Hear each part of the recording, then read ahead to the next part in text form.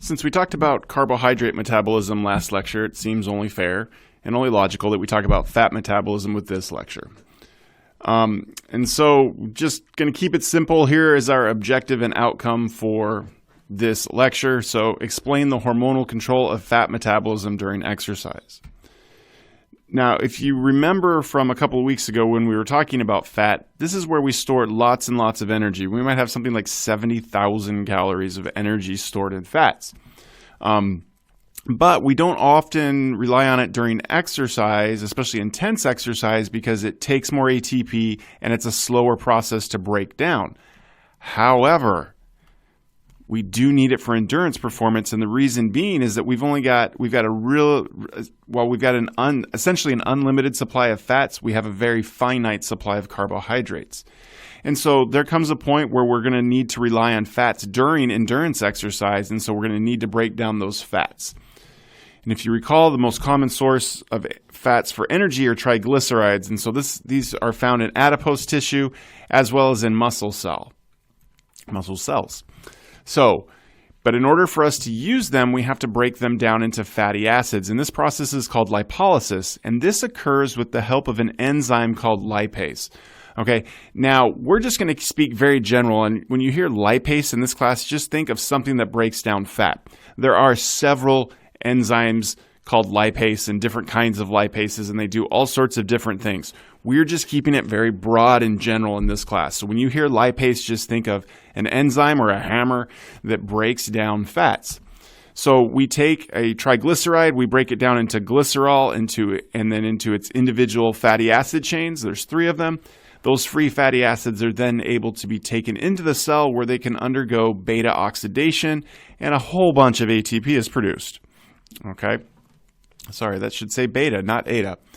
All right, so lipolysis, this occurs during long-duration endurance exercise because, as I mentioned a minute ago, we've depleted our glycogen stores.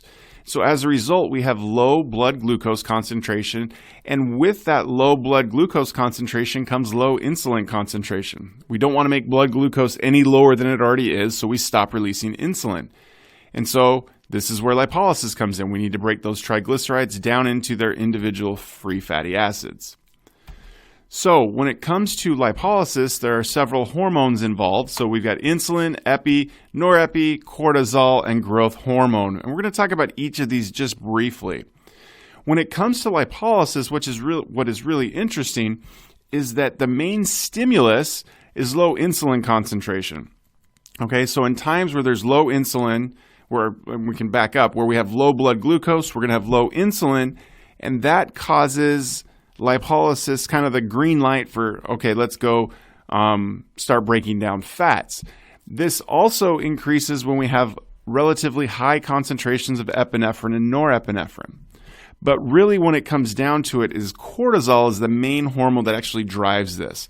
And so low insulin is the stimulus, but it's cortisol that actually breaks down the fat. Okay?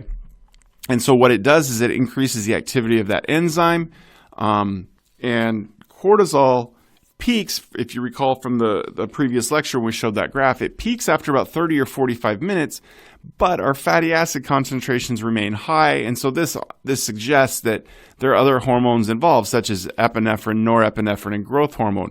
So they also help with increasing lipase activity, which will lead to an increase in fatty acid concentration.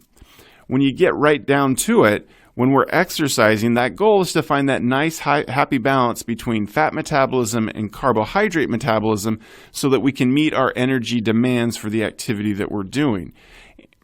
And so, really we want to try and spare our carbohydrates as long as possible, but depending on what we're doing, that might be impossible, and so we really have to rely on fats. So, here are 3 things that I hope you can do after watching and or rewatching this lecture. Have a great day.